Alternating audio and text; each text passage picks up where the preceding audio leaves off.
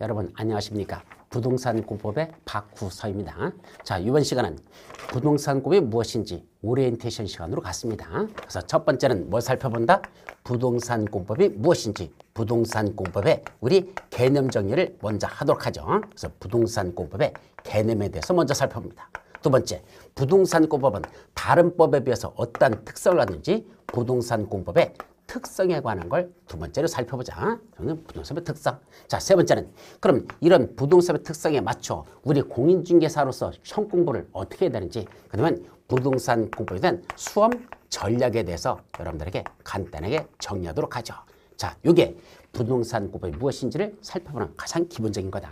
자, 첫 번째, 부동산 공법은 뭘 보고 부동산 공법이라고 할까요? 바로 부동산이라는 단어하고 공법이라는 단어 두 가지로 나눠진다. 그때 먼저 부동산이라는 건 어디서 개념 정의하느냐? 바로 민법이란 법에 가보면 그 민법 제99조에서 99조야. 거기서 부동산이 무엇인지 개념 정의합니다. 뭐라고 돼 있다? 토지와 그 위에 있는 정착물을 우리 부동산이라 하자라고 돼 있죠. 토지와 정착물을 부동산이란다 라고 됐습니다. 그럼 토지라는 건 땅을 말하고 그 위에 고정되어 부착되는 물건들, 이걸 다 뭐란다? 이게 부동산이라는 얘기죠. 이때 고정되어 부착된 물건의 대표적인 게 바로 뭐다? 건축물 같은 거. 이런 건축물, 토지나 건축물, 이걸 우리 뭐라 보자? 부동산을 하자는 얘기입니다. 그럼 부동산 공법 하면 그 다음에 뭐가 있는 거죠? 두 번째, 공법이라는 단어가 나옵니다. 그럼 뭘 보고 공법이라고 할까? 우리 한자로는 이 공법이라는 걸 이렇게 쓰는데, 이 공법이란 바로 누가? 국가나 또는 지방자치단체인 이런 행정청이 누구 보고? 국민들 보고, 야, 니들 함부로 하지 마 라고 무슨 내용을 다루겠다? 여기 규제하는, 함부로 하지 못하게 국민들을 규제하는 내용을 다루면 이런 걸 우리가 흔히 공법이라고 합니다. 그래서 공법은 왜 만들었다?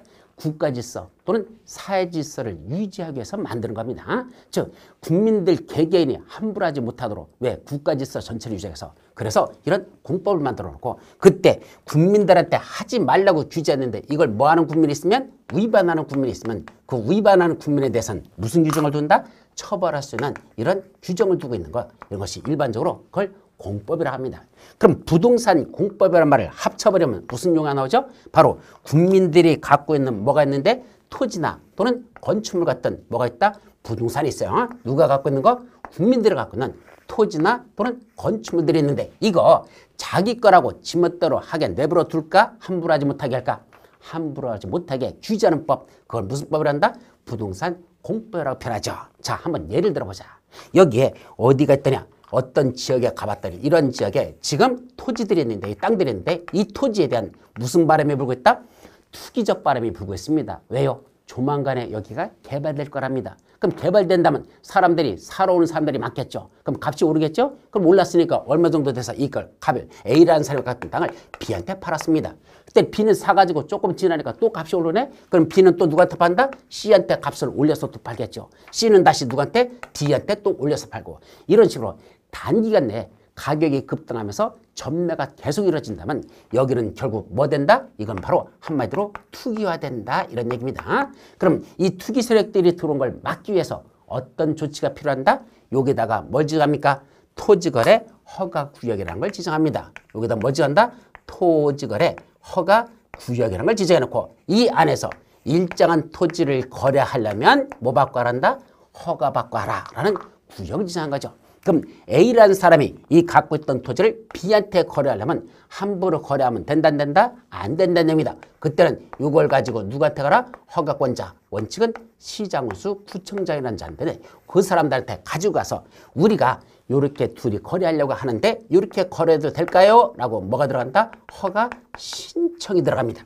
그럼 허가 신청을 받은 누가? 허가권자가 이 두 사람의 거래 내역을 물어봅니다. 야, 너 그거 왜 A가 B한테 묻는 거죠? B야, 그거 너 왜 살려고 하니? 그랬더니 이 B가 뭐라고 합니까? 그냥 땅이 좋아 보여서 살려고 하는데요? 라고 하면 이거 허가 내줄까? 안 내줄까? 안 내주겠죠. 왜요? 그건 투기 목적의 성격이 들어있으니까 그런 건 안 내주죠. 그러면 언제 내주더냐? B가 농사 짓고 있는 농업인이었는데 무슨 목적으로 취득하려고 하더냐? A 땅을 거기다가 축산업을, 돼지 새끼를 길러가지고 그걸 나중에 팔아서 돈을 벌려고 축산업을 겸하려고 한답니다. 자, 농업인이 무슨 목적으로? 축산업을 영유할 목적으로 취득한다면 허가 내줘야 될까 안 내줘야 될까? 그건 내주자는 얘기입니다. 농사지면서 돼지 같이 기르잖아. 그래서 자기 어떤 소득을 높이려고 한다면 이건 투기 목적보다는 자기가 실제로 어떤 업을 하기 위한 살아남기 위해서는 업이니까 이런 건 투기 목적으로 보지 않습니다. 그럴 때는 뭐 내주겠다? 허가를 내줘서 그렇게 내줘야 비로소 A하고 B하고 그 다음에 계약서를 쓰고 그걸 가지고 와서 소유권 등기하는데 써먹으면 된다는 얘기입니다. 이와 같이 토지거래 허가구역은 토지에 대한 투기 바람이 부는 걸 잠재우기 위해서 토지 거래할 때 함부로 하지 말고 허가받고 거래하고 왔어. 투기 세력들이 들어온 걸 막자는 이런 것들이 다루고 있으면 이게 다 뭐가 된다? 부동산 공법적 성격을 갖는 겁니다. 자, 그럼 이런 부동산 공법은 우리나라 몇 개나 있을까? 자, 법률이 약 1,300개 정도 되는 법률인데 이 중에 부동산 공법을 보는 건 약 130개 정도 되는 이걸 부동산 공법이란 법률을 보고 이 130개 되는 걸 전부 다 시험을 볼 수 없으니까 이 중에 우리는 시험에 보는 건 몇 개만 보자? 6개 법률만 공인중개사 시험에서는 시험법으로 하자라고 됐습니다. 몇 개만 보자? 6개 법률만 우리 시험에서는 시험 보자라고 됐다는 거죠. 그래서 첫 번째가 뭐였다? 국토의 계획 및 이용에 관한 법률 이런 게 들어있어. 그래서 너무 길어서 그걸 줄여서 원래 국토교통에서는 뭘 한다? 국토계획법이라고 표현합니다. 국토의 계획 및 이용에 관한 법률 그걸 우리 시험법의 첫 번째 법률로 넣자라고 됐죠. 두 번째는 신도시를 개발하는 무슨 법? 도시를 개발하는 법, 도시개발법이라는 게 우리 시험법에 들어가고 세 번째는 재개발, 재건축이라는 거 들어보셨죠? 그런 재개발, 재건축하는 건 왜 하는 겁니까? 어떤 지역이 세월이 흘러서 그 지역이 노후불량화 된 건축물들이 밀집돼 있다. 그 노후불량화 된 건축물을 철거하고 그다음 건물을 새로 져서 도시 기능을 회복해보자. 잘하는 재개발, 재건축 그런 것들을 무슨 법을 한다? 도시 및 주거 환경을 뭐하자? 정비하자라는 도시 및 주거환경 정비법이라는 것도 우리 시험법에 들어갑니다. 그 다음에 네 번째는 무슨 법? 주택법이라는 게 우리 시험에 들어가고 다섯 번째는 다시 주택법, 그 다음에 건축법, 마지막 무슨 법 있다? 농지법. 이렇게 몇 개가 6개를 우리 시험법에 들어가는 부동산 공법으로 규정합니다. 그래서 첫 번째가 국토의 계획 및 이용에 관한 법률, 두 번째가 도시개발법, 세 번째 도시 및 주거환경 정비법, 네 번째 주택법, 다섯 번째 건축법, 마지막 농지법 이렇게 6개만 우리 공인중개사시에서는 시험을 보자라고 만들어놨다는 얘기죠. 자, 이게 바로 우리 부동산 공법의 기본적인 내용입니다. 자, 그럼 부동산 공법을 한마디로 말하자. 어떤 걸 부동산 공법을 한다? 국민들이 갖고 있는 토지나 건축물 같은 부동산을 자기 거라고 지멋대로 하지 못하도록 그걸 규제하는 이런 내용을 다루고 있는 걸 부동산 공법이라고 하고 우리 시험에서는 몇 가지만 보자. 그중에 130개 되는 부동산 공법 중에서 6개만 우리 시험에서는 이것만 시험 보는 걸 원칙으로 한다라고 이해하십니다. 그럼 이런 부동산 공법은 다른 법에 비해서 어떠한 특성을 가질까? 바로 부동산 공법의 특성에 대해서 살펴봅니다.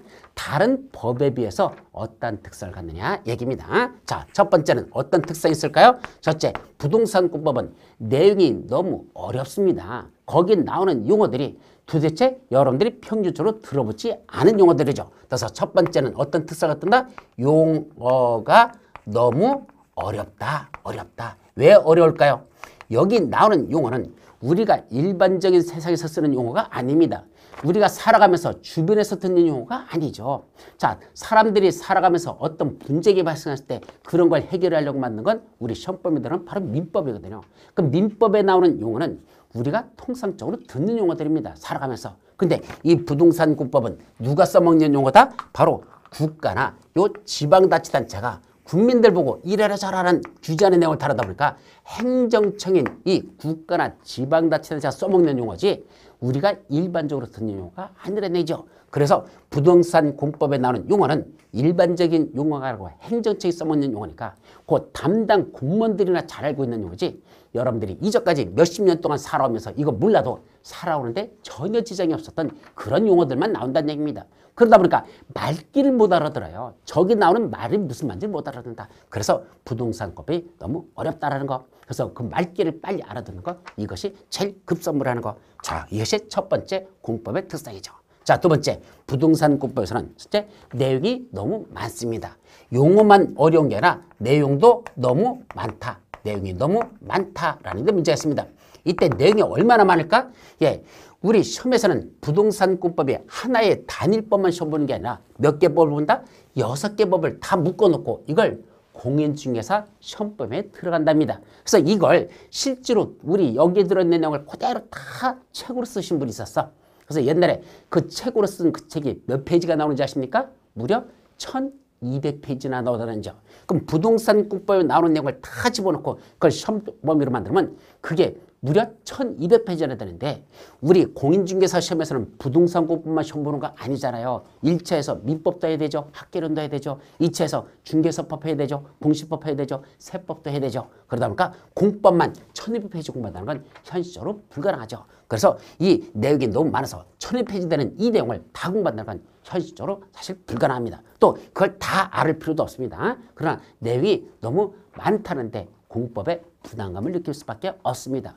거기다가 더하여 이 공법에서 각각의 법률에 비슷한 내용들이 들어있는데 이 각각의 법률에 있는 비슷한 내용이 동일한 내용으로 되어 있으면 동일하게 만들면 좋겠는데 법마다 다 또 달라요. 어느 법에서는 이런 똑같은 내용을 이렇게 서술하고 이 법에서는 그와 다르게 서술하고 이 법은 또 다르게 서술하고 이 법은 또 다르게 써가지고 도대체 이 법에 있는 게 저 법에 있는 것 같고 저 법에 있는 게 이 법에 있는 것 같고 이걸 헷갈리게 만든다는데 공법에 어려움이 있습니다. 그래서 너무 많다 보니까 애우기는 애워뒀는데 우리 머리는 컴퓨터 머리가 아니거든요. 좀 어디다 저장한다 해서 저장하기가 탁탁탁 들어가는 게 아닙니다. 우리 머리는 유동적이라는 데 문제가 있습니다. 어떤 유동성 있죠?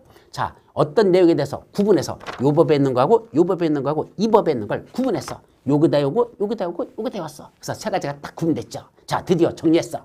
자, 주무십니다. 그렇게 가만히 누워있으면 여기 들어있어. 문제는 잠자다가 한번 이렇게 끼었죠. 옆으로 이렇게 누웠어. 그럼 여기 있는 게 어떻게 한다? 일리 쏠려서 일리 내려갑니다. 여기 있던 것도 일리 내려갑니다. 결국 세 개가 일리 다 모여 있습니다. 그랬다가 한번 일리 뒤쳐가서 일리 넣어버리면 이게 휙 돌아가지고 일리 다 또 쏠려버립니다.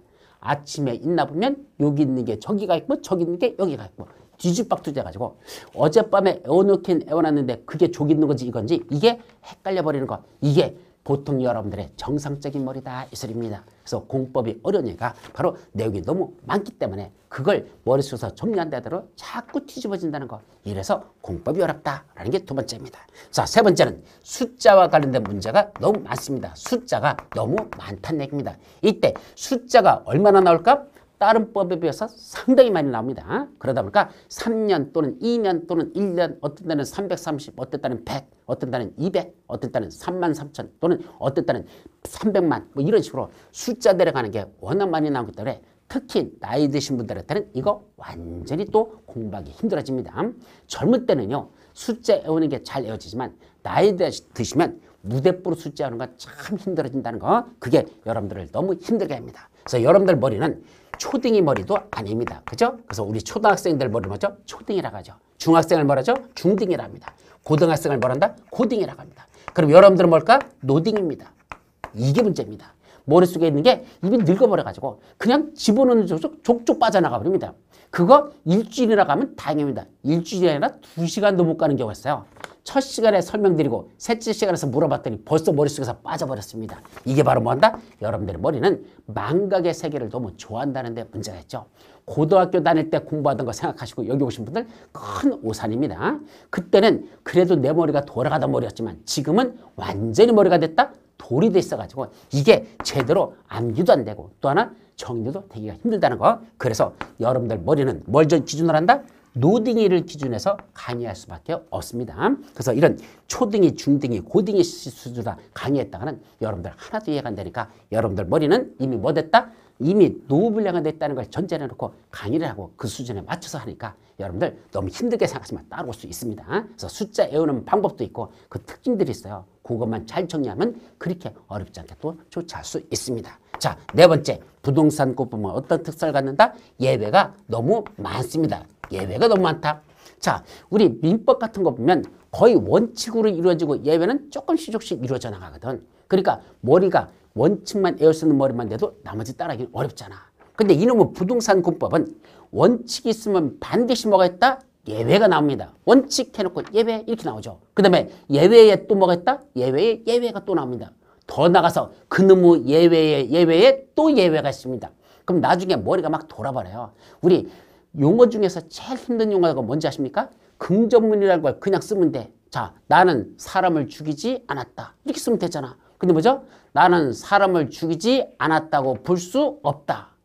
죽인 겁니까? 살린 겁니까? 이거 참 골치 아프죠? 이와 같이 말을 쓰는데 한 번으로 말을 쓰지 않고 그걸 또 뒤집어서 반복적으로 합니다. 그래서 나는 사람을 죽이지 아니하였다고 할 수 없다고 볼 수 없다. 돌아버립니다. 예, 이게 바로 원칙에다 예외에다 다시 그 예외에 또 예외가 있다. 이래버리면 참 어려워지죠. 바로 이놈의 부동산법은 이 예외들이 너무 많이 나와서 여러분들이 공부하기가 힘들었다는 거. 그러면 원칙적으로 뭐부터 한다? 원칙을 먼저 정리해놓고 예외는 그때그때 다시 조금 더 진도가 나오면서 정리해야 되지. 처음부터 한꺼번에 다 일했다는 뒤죽박죽돼서 또 힘들어진다. 그래서 공법은 이런 예외적이 많다. 자, 5번째. 개정이 너무 많다는 데 또 문제가 있습니다. 이때 개정이라는 게 뭐죠? 법이 자주 바뀐다는 데 문제가 있습니다. 요번에 제가 기본서를 쓰기 위해서 어떤 책을 쓰려고 이번에 그 주택법에 대해서 한번 쭉 뽑아왔더니 무려 주택법에서 올 1년 동안에 법률하고 시행령 바뀐 게 8개가 나옵니다. 1년 동안에 바뀐 게 8번이나 바뀌었습니다. 그럼 그렇게 자주 바뀌는 게 바로 뭐다? 부동산 공법이라는 얘기입니다. 그러다 보니까 공부할 때 1년 내내 개정되는 걸 또 맞춰서 공부하셔야 돼요. 그래서 지금 책이 나왔다 해서 이 책이 시험 볼 때까지 가는 게 아니고 중간중간에 개정되는 내용이 나오면 그때마다 그걸 또 반영해서 다시 또 그때그때 적용해야 된다는 거. 그래서 개정사항이 너무 많다는 것. 이게 우리 부동산 공법을 공부하는데 여러분들을 힘들게 하는 특성이죠.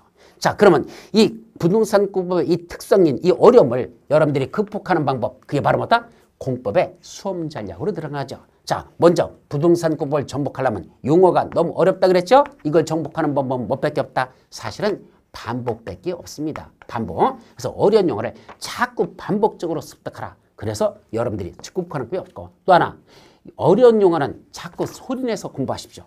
눈으로만 읽어서는 절대로 암기가 안 됩니다. 좀 전에 여러분들 머리는 뭘 전제한다? 노딩이라 그랬죠. 그럼 노딩에는 뭐밖에 없다? 소리내 세우십시오.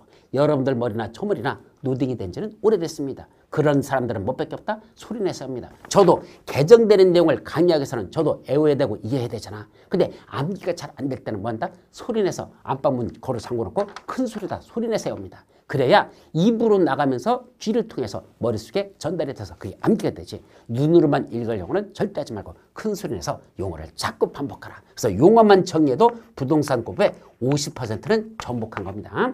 용어를 못 알아들으니까 말귀를 못 알아듣는 겁니다. 그래서 용어 정복이 구성하는 건 최우선인데 그건 반복적으로 하자.